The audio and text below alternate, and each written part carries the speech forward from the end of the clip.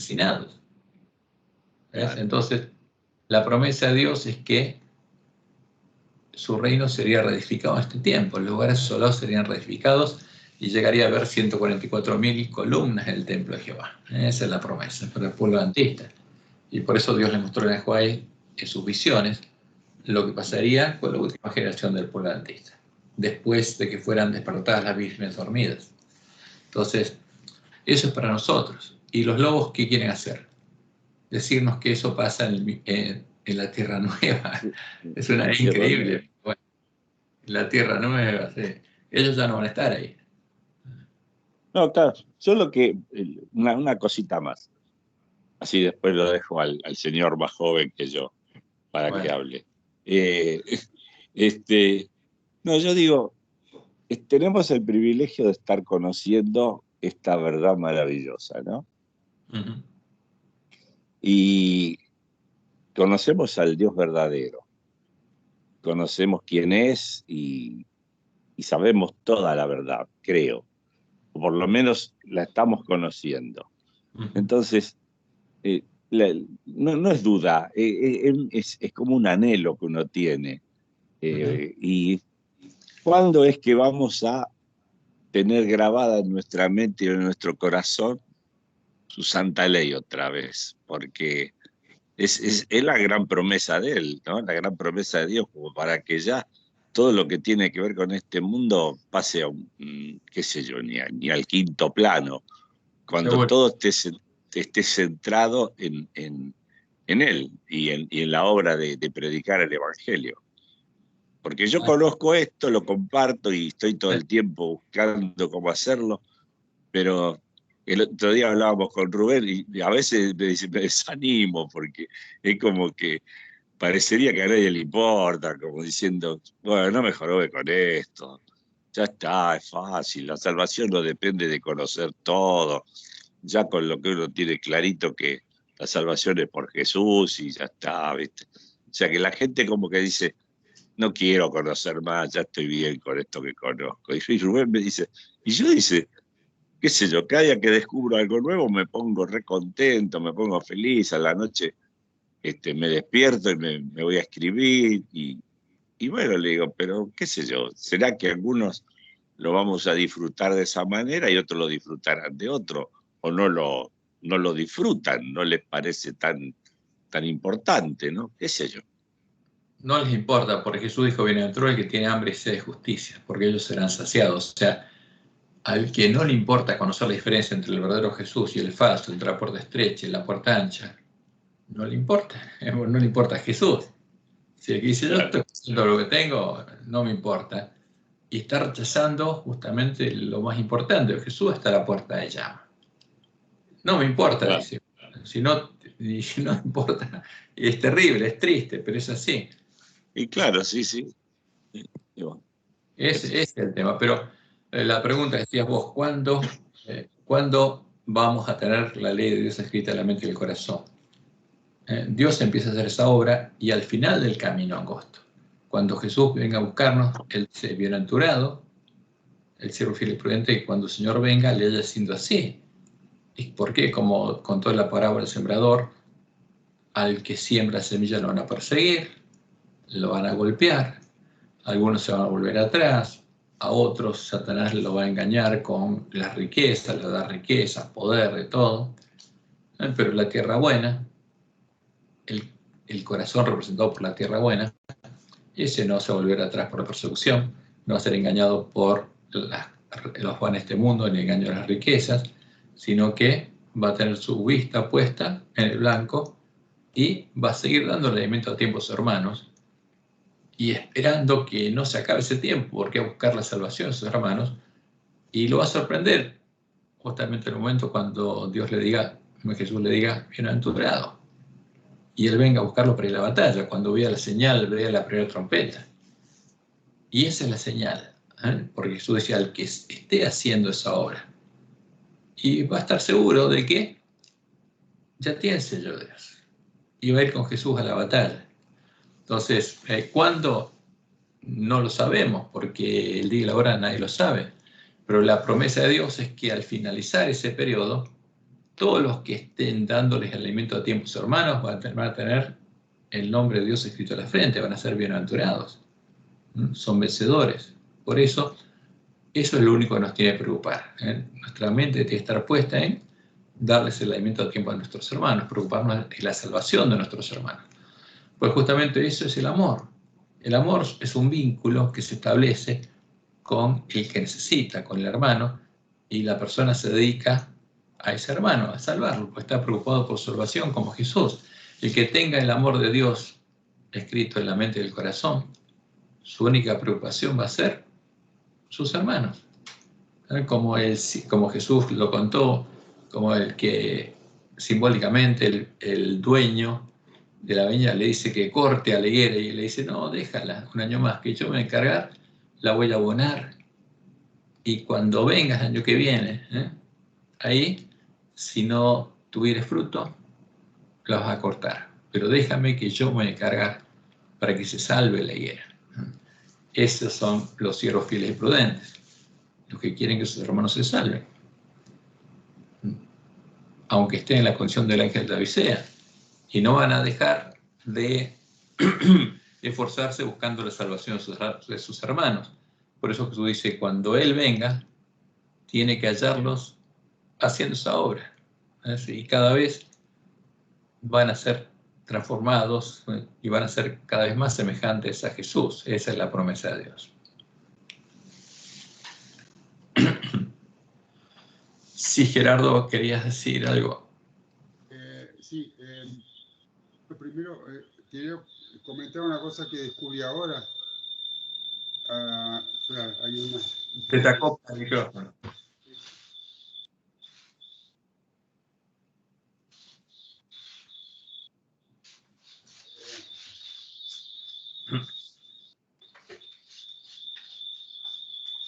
Tenés dos. Sí, estoy intentando de... Ya salí. Okay. Estaba hablando por el notebook y tenía el celular ligado. Primero te quería comentar una cosa que descubrí ahora. Hay personas que entran por YouTube, que no las tenemos en el grupo, en ninguno de los grupos. Y mira un comentario que puso una chica ayer, se llama Alba Rocío Jiménez. Dice, ¿se escucha bien? ¿No se escucha? No, se te corta todo. No, se corta. ¿Qué será? Baja la internet, entonces, no sé. Ahora se escucha bien. Ok. Ahí dice, comentó lo siguiente. Hay personas,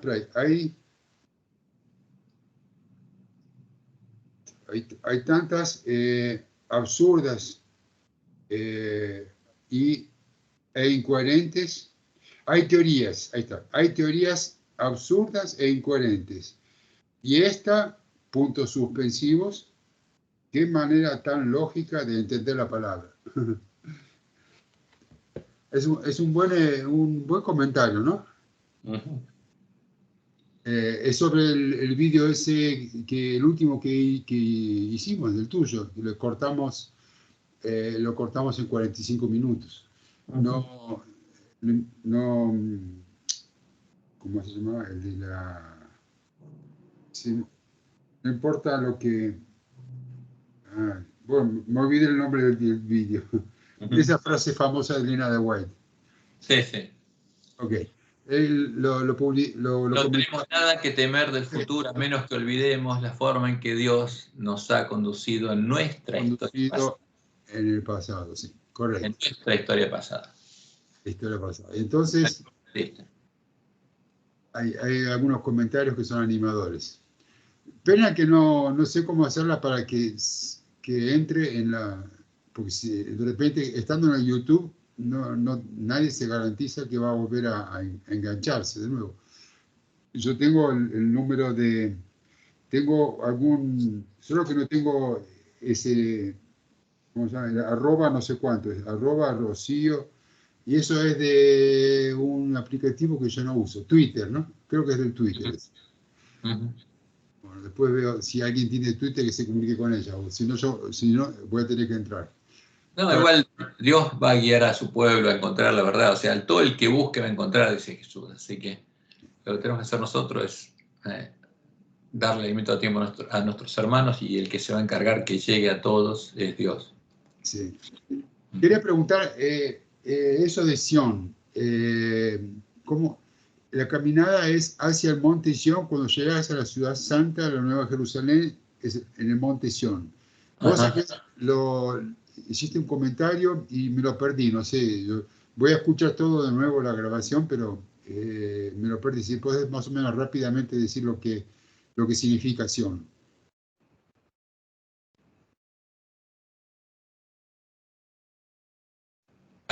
Santuario. Y ahí pusimos algunos dibujitos, a ver si lo encuentro.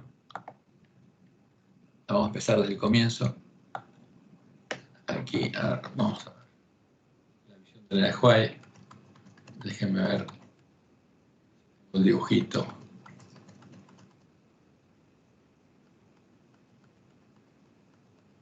No me acuerdo dónde estaba, pero...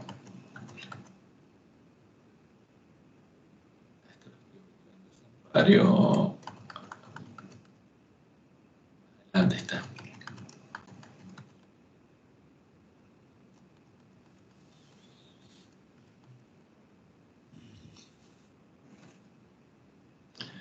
Aquí está lo que nuestros teólogos fueron introduciendo.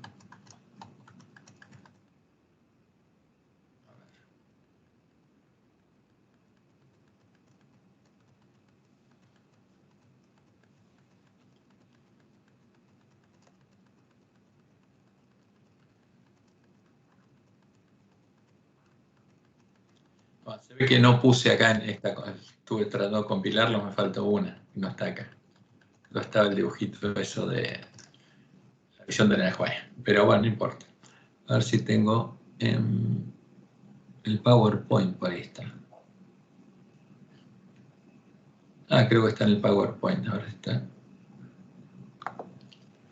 PowerPoint. Creo que él lo que dice es cuando vos estuviste diciendo que en el monte Moria estaba el templo. Sí, exacto.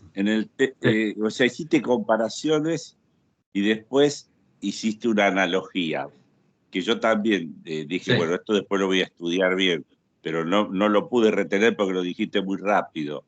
Sí, muy rápido. O sea, lo que quisiste decir que Sion era, y dijiste haciendo las comparaciones, ¿no? Pero bueno, no me quedó tampoco, pero me pareció interesante lo que dijiste en el momento, pero bueno, te seguí escuchando y... Estaba el santuario, en el monte Sion estaba el santuario, ¿verdad? No, en el monte Moria. No, en Moria. En Moria. Y en Sion estaba el pueblo, las casas del pueblo. El pueblo. Sí, ahora lo veo, sí, el pueblo. ¿Ves? Entonces lo que Dios dijo es que ya no iba a haber más separación entre él y el pueblo, porque habían sido redimidos, y entonces él iba a morar en Sion. O sea, en vez de en Moria, he puesto en Sion la piedra del ángulo. ¿Y quién era? Jesús. Ahí está. ¿No? Eso. Y las otras piedras serían piedras vivas que estarían en Sion. O sea, Dios pondría su templo ¿dónde? Entre los hombres. El reino de él serían hombres. Exacto. Dios no reina en un territorio físico, sino en hombres. ¿Y dónde estaría? No más en Moria su casa, sino en Sion. Por eso cuando Jesús murió y el velo del templo se rasgó de arriba abajo y Dios retiró su presencia, ya no moraría más en ese templo. Entonces cuando Esteban, el año 34, predicó eso, que Dios no moraba en el templo de Jerusalén, ahí lo mataron, le dio por odio, y guiados por el príncipe de este mundo, lo mataron. Se rasgó de arriba abajo indicando pleno acceso, ¿no? Claro, que ya no había más separación, y a su vez Dios se retiró de ahí y ya no oficiaba más. Entonces seguían haciendo sacrificios de animalitos y cosas que ya no tienen sentido porque... Por eso lo mataron a Esteban. Porque predicó que Dios no moraba en el templo de Jerusalén, claro. El santuario no tiene ningún sentido ya, ¿no? Que Dios ya no moraba, sino que otro templo.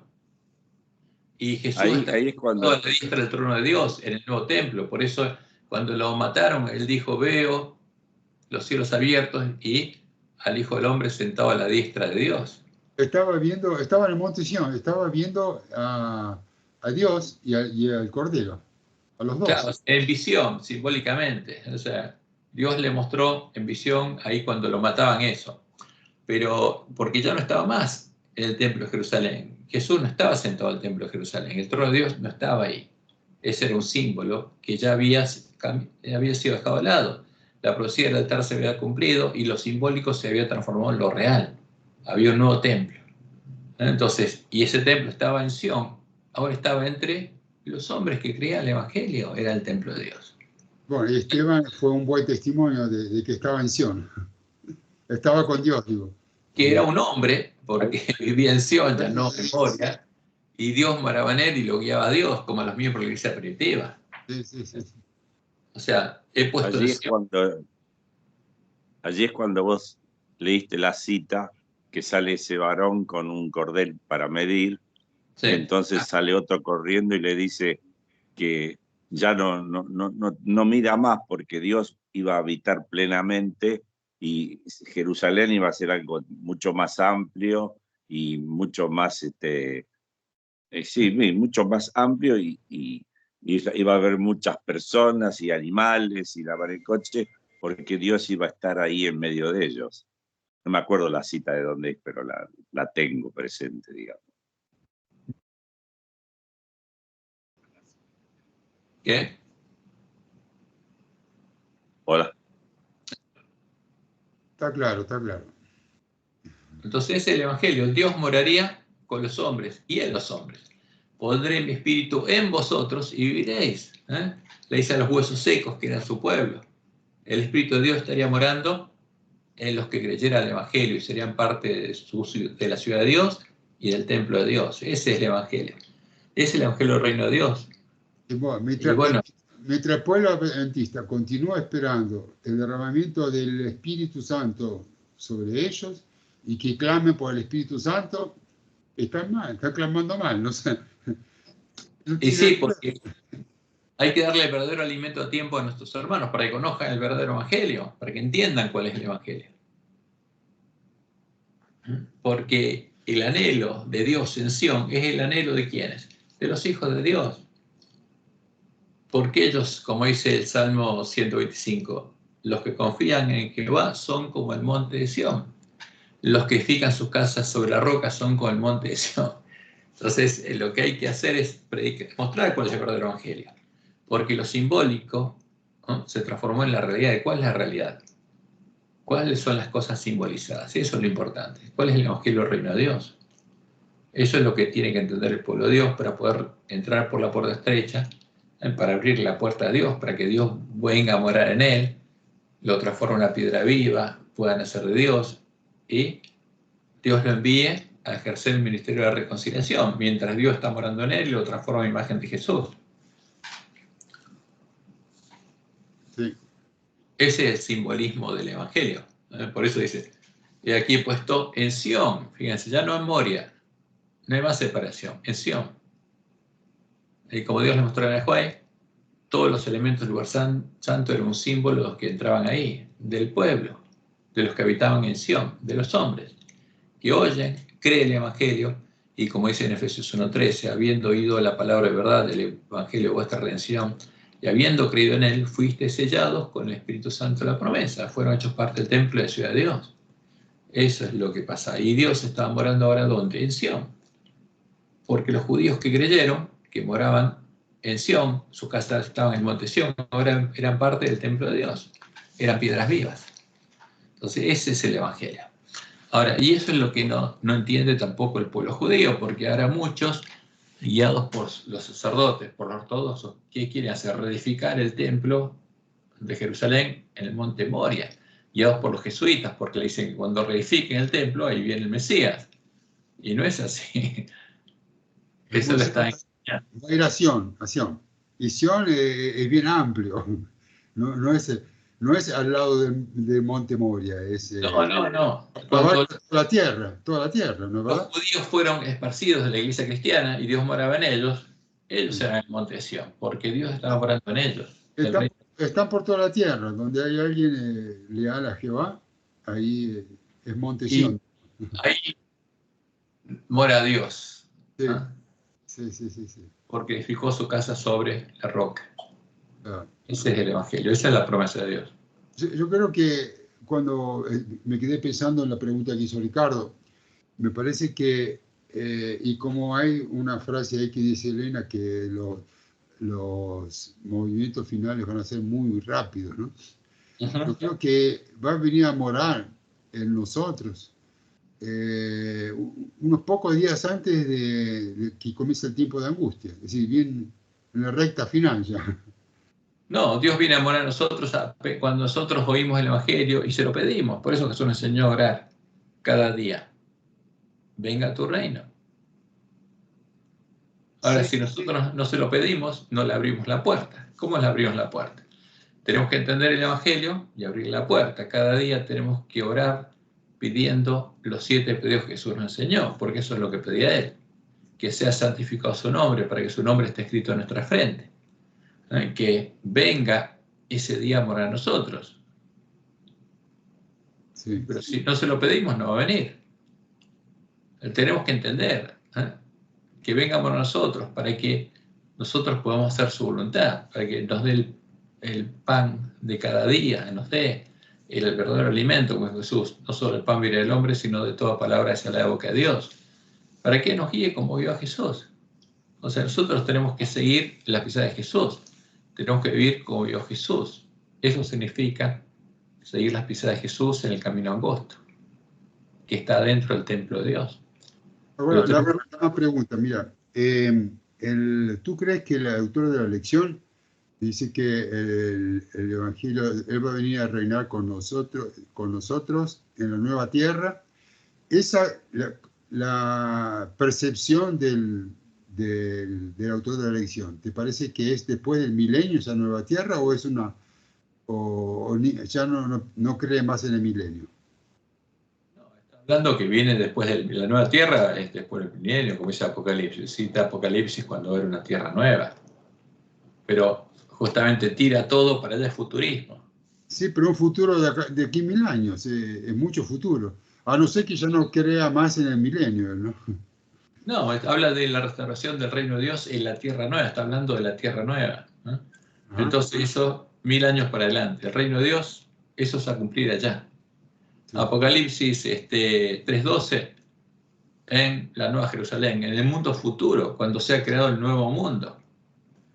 Y es increíble, pero, y nadie le dice nada, ninguno de nuestros teólogos dice nada. Pero y eso lo teníamos bien claro todos, que ahora llegado, era cuando murió Jesús, porque lo venció, con la sangre del Cordero venció a Satanás y inauguraba el reino de Dios con los hombres. Pero nadie se puso a pensar qué significa eso. Y ahora... Está claro, en la Biblia está claro, pero como las vírgenes dormidas tienen ojos cerrados a la luz de sus lámparas, creen cualquier cosa. O sea, porque creen que lo que aparece en el folleto fue guiado por Dios. Entonces, es como si fuéramos católicos, que vamos a la misa y un sacerdote dice palabra de Dios y repetimos palabra de Dios y chao. Y nos vamos contentos. Cualquiera que hable algo que fuera de la guía de escuela sabatina está fuera, está sujeto a ser expulso, digamos. Bueno, pero ¿por qué? Porque estamos organizados como una iglesia católica. O sea, los lobos nos organizaron para seguir las huellas de Roma. Yo lo envidio a Ricardo, que no sé a qué iglesias va, que le abren la puerta. Sí, realmente, yo creo que son mucho más verianos en la Argentina que en Brasil. En Brasil lo único que les importa es detectar personas que no abrazan el credo para señalarlos como disidentes. Bueno, no hay tanta diferencia, no es que son los argentinos, hay algunos verianos, pero nosotros tenemos que ser verianos, tenemos que comprobar y justamente tenemos que, como dice Pablo en Romanos 12, tenemos un culto racional para comprobar cuál es la buena voluntad de Dios. Pero el que lee la lección y se lo cree es porque no lee la Biblia, ese es el tema. Entonces es simplemente una virgen dormida. Porque el que lee la Biblia no puede creer lo que dice esta lección, es increíble, pero bueno. No lee la Biblia ni leyó los testimonios de Elena de White. Sí. Y bueno. Una cosa, a ver si lo puedes repetir más una vez para que quede bien grabado en todos nosotros. Porque eso ya me lo preguntaron. No, ni me preguntaban, me lo negaron. ¿Cómo que se nos va a cerrar la puerta? Y el pastor un pastor joven, ¿qué puede saber un pastor joven? Recién salido de la Universidad de Teología, lleno de lobos ahí enseñando. Yo dije, no, se va a cerrar la puerta de la gracia primero para los adventistas y después para las otras iglesias.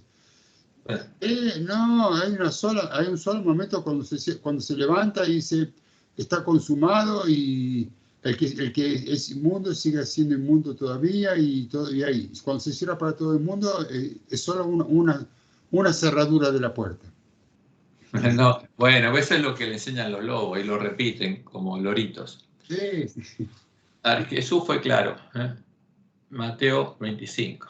Entonces, porque está hablando las parábolas, lo que él predicó en el Sermón del Monte se cumple en las vírgenes. Entonces el reino de los cielos será semejante a 10 vírgenes que tomando sus lámparas salieron a recibir al esposo. O sea, la iglesia remanente son las vírgenes. Sí, la iglesia adventista, digamos. ¿Y qué pasa? Remanente. Cabecearon todas, se durmieron. Todas se durmieron. Y a la medianoche se dio un clamor, aquí viene el esposo, salía a recibirle. Y como Dios le mostró en el Juay, a partir de ese momento, los adventistas, porque ya su primera visión dice que era el pueblo adventista el que recorría. Una parte del pueblo adventista está recorriendo el camino angosto, no otra gente.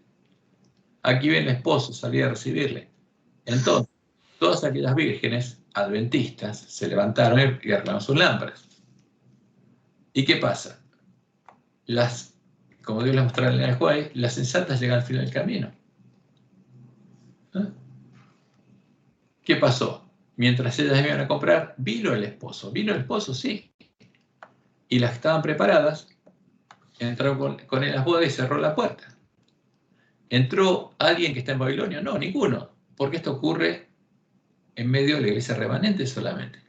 Después vinieron también las otras vírgenes diciendo, Señor, Señor, ábrenos. Mas él respondiendo dijo, de cierto os digo que no os conozco. ¿A quién se le cerró la puerta? A las otras vírgenes, las insensatas. ¿Se cerró? Sí. ¿Y se cerró el pueblo que está en Babilonia? No, porque después ahí viene el fuerte pregón. ¿Ves? Entonces es claro en la Biblia. Y Elena también es clara, hay muchas citas en la escuela donde ya dice que... ¿Cómo sabes que después viene el fuerte pregón? ¿Qué? ¿Cómo sabes que después viene el fuerte pregón? Porque Jesús vino a buscar porque, fíjate, a su pueblo para ir a Babilonia. Entran con el esposo ¿a dónde?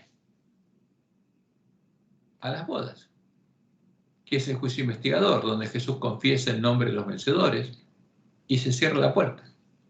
Ahora, después que Jesús confiesa el nombre de los vencedores, los 144.000, la Virgen sensata, son parte de su esposa, porque él los confiesa como parte de su esposa. Y entonces ahora va a haber una esposa que está preparada para ir con él a la batalla. Y el espíritu y la esposa dicen bien. ¿A quién dicen bien? Al pueblo que está en Babilonia, pero tiene que haber esposa. Es lo que Dios le mostró en el Juay, que en el juicio investigador Jesús se desposaría ¿con quién? Sí, con la sí. Cuando dice ese Apocalipsis 22, no recuerdo qué número, cuando dice el espíritu y la esposa, ya es en la batalla de Armagedón, ¿no, verdad? En Babilonia. Claro, porque hay esposa. Fíjate, Apocalipsis 22, 17. Sí, 22, sí. Es Armagedón en Babilonia, llamando a Babilonia a salir de ella. El espíritu y la esposa, tiene que haber esposa, si no, no se puede cumplir la profecía. Dicen, ven. Sí. ¿Quién es la esposa? Las vírgenes sensatas, la que Jesús confesó en las bodas. Exacto, sí. Y el que oye y sale a Babilonia se transforma en obrero de la undécima. Y Elena es muy clara en eso. Y después Daniel 2, no sé si Apocalipsis lo dice, pero Daniel 2 deja bien claro que después de eso toda la tierra se va a llenar de gente. O sea, un gran monte que cubre toda la tierra, ¿no? Es un monte chiquitito que se convierte en un gran monte. Y ese monte está formado por piedras vivas. Va a haber una gran multitud de piedras vivas. Son las que salen de Babilonia, que nadie puede contar. Una gran multitud que nadie va a poder contar. Los adventistas van a ser pocos. Sí. Porque muchos van a entrar por la puerta ancha, pero a ver, la profecía es muy clara. Y es más, Dios se lo mostró claramente en el Juan. O sea que cuando durante el fuerte pregón, la puerta va a estar abierta para el pueblo que no escuchó la verdad, pero va a estar cerrada para las vírgenes insensatas, por los adventistas que no quisieron entrar. Entonces, Sí, eso, creo que lo dice en esos términos. Ya mostraste ese pasaje otra vez, sí. sí, vimos muchos pasajes donde ella muestra lo que va a pasar con el pueblo adventista. Sí, sí. Entonces, Aparte, empiezan a sonar las trompetas, Dios empieza a liberar los vientos y se empiezan a producir eventos que nos van a llamar poderosamente la atención, ¿no? no, y además, como dice Apocalipsis 7, eso no puede suceder, no puede sonar la primera trompeta, no puede venir destrucción repentina hasta que esté sellado su pueblo, el pueblo de la Claro, tierra.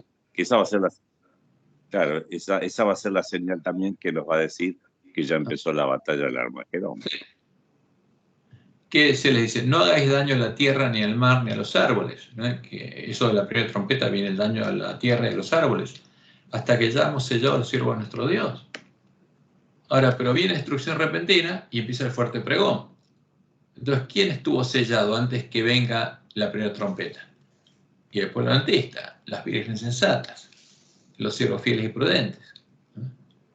O sea, porque es evidente, o sea, cuando uno lee la Biblia, tratando de entenderla racionalmente, es evidente que no se puede hacer daño, no puede sonar la primera trompeta hasta que estén sellados los siervos de Dios, los que van a ir a predicar el fuerte pregón, que son los 144.000 sellados de la iglesia adventista, que van a ser los que, como dice la Juárez, los que se van a angustiar y llorar al despertarse y ver lo que está sucediendo en la iglesia.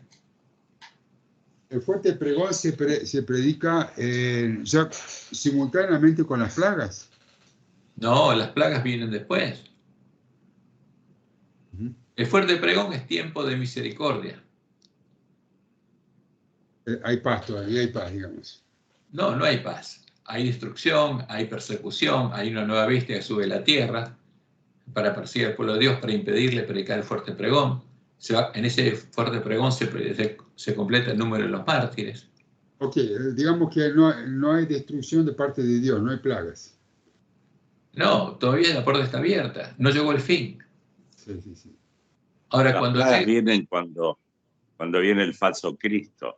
Después la Ahí abominación. sí, ya está, porque se acabó el tiempo de gracia. Sí, sí.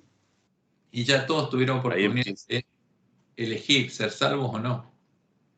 Ahora, lo que yo no entiendo es por qué las vírgenes insensatas arreglaron sus lámparas Quiero hacer una pregunta. y no se tocaron, arreglaron sus lámparas, pero no Se le apagaron las lámparas. continuaron necias. Las lámparas se le apagaron, como Dios nos mostró en el juego, que algunos estaban en el camino y se caen del camino. Se les acaba Una pregunta. Sí, por favor. Yo quiero una pregunta. En esa parte de las plagas, esas plagas vienen de parte de Satanás, ¿cierto? Sí, sí, sí. O de parte de Dios. A ver, lo que Dios les mostró en el juego, que lo que va a pasar durante, digamos, el tiempo de angustia va a provenir de Satanás. Y que si Dios lo dejara este tiempo, mataría a todos los hombres para que ninguno pudiera ser salvo. Pero el destructor es él.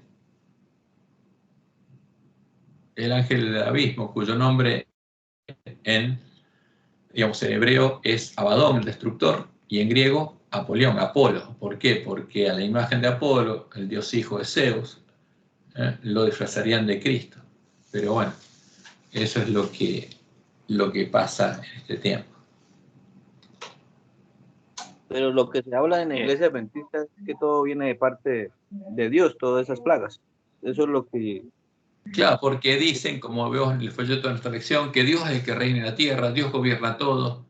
Pero Jesús dijo, no, mi reino no es de este mundo.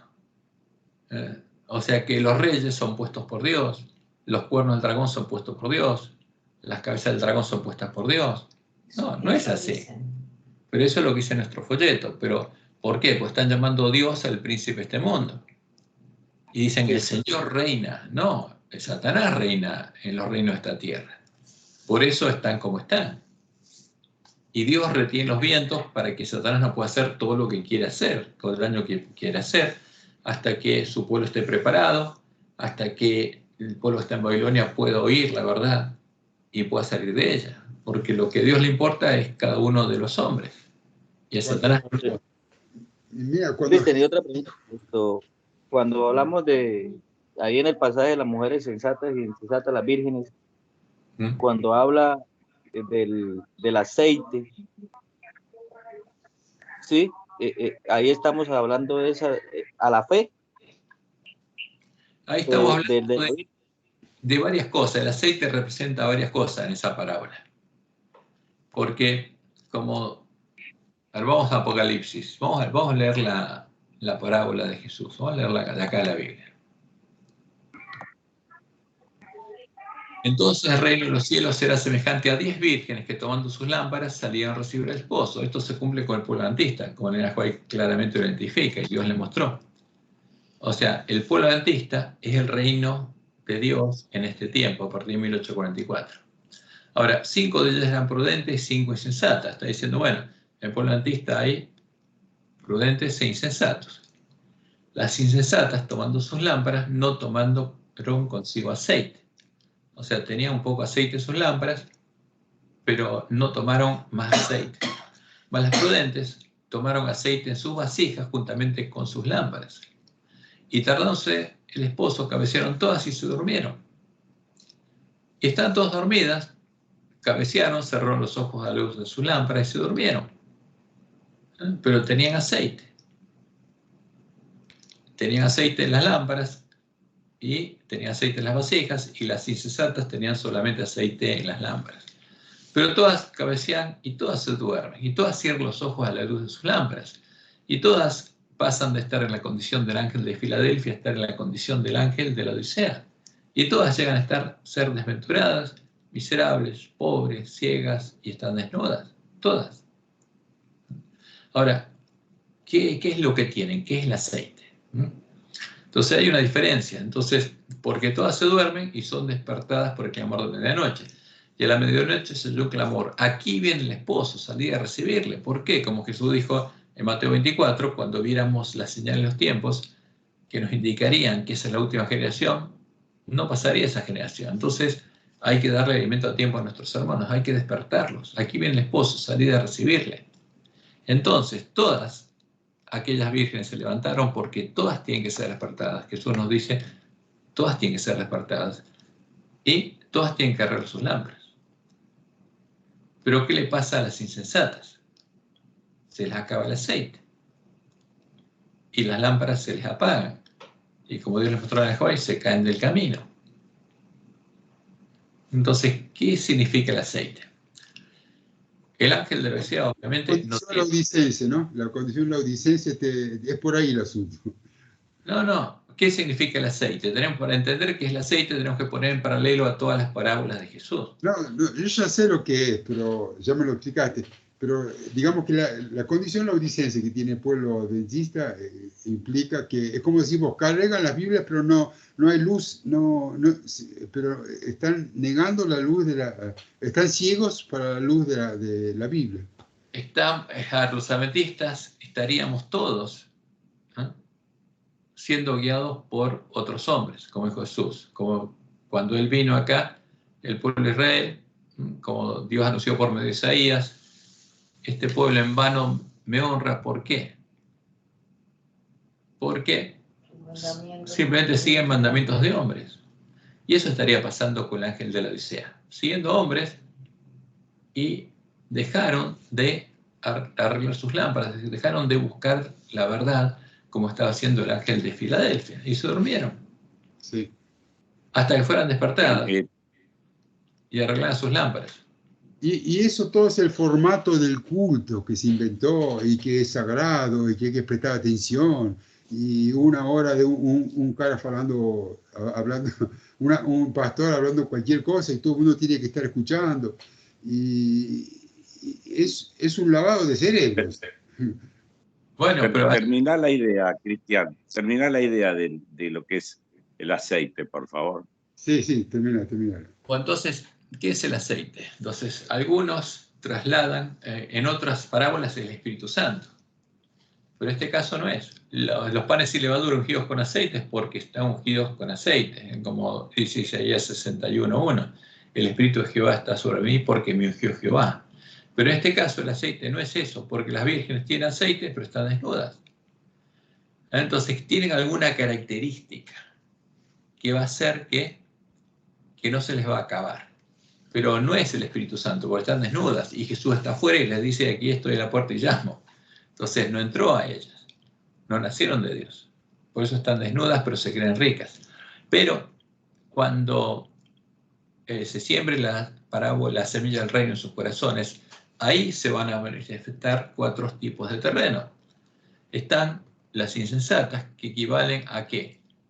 Fíjense, a la tierra que está al lado del camino, porque ahí pasan los hombres y arrancan la semilla. Pues son los hombres, los adventistas, que se dejan guiar por hombres, ¿no? Y le van a arrancar la semilla. Después van a estar los corazones, donde la semilla va a germinar, pero hay pedregales. Y al venir la persecución por causa de la palabra, se van a volver atrás. No van a soportar la persecución. Esos son los corazones donde hay piedras, pedregales. Porque eso va a pasar, como Dios le mostró a Juan. Algunas vírgenes van a recorrer el camino, algunos adventistas, ¿sí? Se les va a acabar, van a dudar y se van a caer del camino. Por eso que apostataron Silvestre I y todos esos. ¿Qué? Por eso que apostataron Silvestre I. No, eso no tiene nada que ver con eso, porque no lo perseguían dentro de la iglesia. Eso es otra cosa. Acá está hablando de las vírgenes, de la última generación. Porque la persecución es en la iglesia. Porque entró el enemigo, como Dios le mostró a Juan, controla la iglesia y va a perseguir. Entonces, hay 4 tipos de terreno. Y después está el terreno donde están los espinos, que son los que se preocupan por las cosas de este mundo y por las riquezas. Y ahí no puede germinar la semilla. O sea, esos 3 terrenos son asimilables a vírgenes insensatas. Y el 4º tipo de corazón, el que tiene buena tierra, ahí cae la semilla, viene la persecución, no se vuelven atrás, no son, engañados por las riquezas ni por los afanes de este mundo, y siguen dando alimento a tiempo a sus hermanos. ¿Qué tienen esos? Por eso el aceite es equivalente a esa buena tierra. Porque esos que tienen hambre y sed de justicia serán saciados. Son pobres en espíritu, se angustian y lloran al ver las abominaciones que se cometen en la iglesia. Tienen todas las características que Jesús anunció y la palabra de Dios anunció que tendrían los siervos fieles y prudentes. Sí. Y ellos serán saciados. Ellos en agosto no se van a llegar al final como siervos fieles y prudentes y seguirán dando el alimento a tiempo a sus hermanos hasta que Jesús venga a buscarlos y sean bendecidos. ¿Por qué? Porque Jesús va a venir cuando ellos hayan recorrido el camino y puedan entrar con Él a las bodas. Entonces, eso es lo importante. Entonces, el aceite acá representa algo que es hambre y sed de justicia, ¿no? Sentirse pobres en espíritu. Ahora, pero cuando nacen de Dios, empiezan a recorrer el camino angosto, se transforma ¿en qué? En la fe que va creciendo, hasta llegar a ser la fe de Jesús, y en el testimonio que va creciendo, el fruto del Espíritu, hasta que reflejen plenamente la imagen de Jesús, como dice Pablo, hasta que alcancemos la estatura de la plenitud de Cristo. Entonces, esa es la promesa para el pueblo adventista, que cuando empiece el tiempo de angustia, los siervos fieles van a haber sido sellados en sus frentes.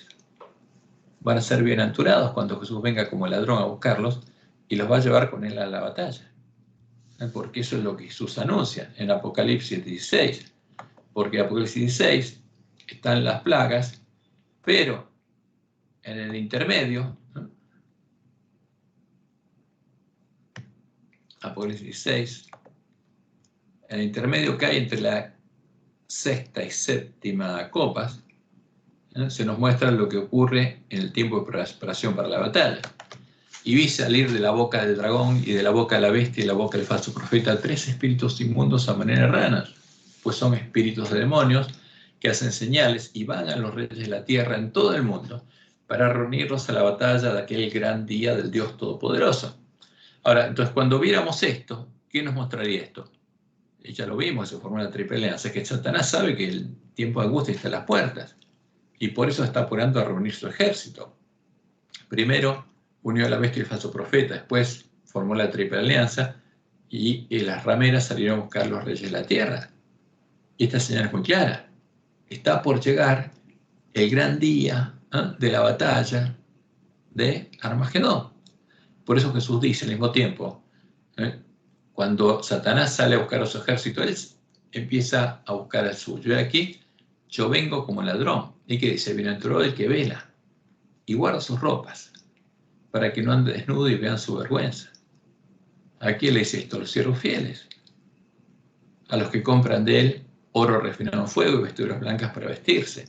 Y los reunió en el lugar que en hebreo se llama Armagedón, para enfrentar a la bestia, el falso profeta y a los reyes de la tierra. Y ahí viene la última batalla, la batalla de Armagedón. Entonces, ¿quiénes van con él a la batalla? Los que están preparados. Las vírgenes prudentes. Los que tienen el sello de Dios. Sí, sí, fueron sellados. Los sellados. Entonces, es clara la profecía. Los que gemían y clamaban siempre por las abominaciones que se hacen en la iglesia adventista. Después de verla, después de ser despertados, las vírgenes sensatas son las que se van a angustiar y llorar al ver lo que pasa. ¿Por qué? Porque van a estar preocupadas por sus hermanos. Y mientras más recorra el camino angosto, mientras más Dios ponga su amor en el corazón de ellos, más van a estar preocupadas por sus hermanos. Y más se van a angustiar y llorar, como dice el juez. Van a ver cada vez más claramente las abominaciones que se cometen en la iglesia. Ese es el tema. Sí, ahora yo lo veo mucho más claramente ahora que hace 5 años atrás. Pero porque es verdad también, parece que van en aumento las abominaciones. Son las mismas, solo que ahora no las vemos, antes no las veíamos. Ese es el tema. Porque desde 1980 que empezaron a hacer lo mismo, a reconocer las iglesias caídas como parte de la iglesia de Cristo, a buscar el ecumenismo, a hacernos adorar a la abominación desoladora. Es lo mismo, pero no lo veíamos. Ese es el tema. Así es. Bueno, espero que las inquietudes haberlas contestado, que las contestamos. Acuérdense, cualquier pregunta también la pueden mandar y podemos hacer. Gracias, hermano Cristian. Es interesante esa puente que hiciste entre el hambre y sed de justicia, después con el caminar, siguiendo caminando en ese camino angosto, se va convirtiendo en la fe que tenía Jesús en su Padre y que eso va en aumento, y es la fe de Jesús. Y como que para tener esa fe hay que tener hambre y sed de justicia. Sí, sí, todo lo que Jesús dijo en su sermón profético, bienaventurados, esas bienaventuranzas indican las características que van a tener justamente los redimidos, los siervos fieles y prudentes. Sí. Así es. Bueno, entonces vamos a orar y nos encontraremos la semana que viene, si Dios quiere, en el próximo estudio. Ya estamos finalizando el trimestre, increíble. Se nos está acabando el trimestre de los Salmos, pero cada vez encontramos más cosas raras en nuestras lecciones. Es increíble, pero ponen ya descaradamente, ponen cualquier cosa. Y cualquier adventista que está estudiando se da cuenta que no es verdad eso.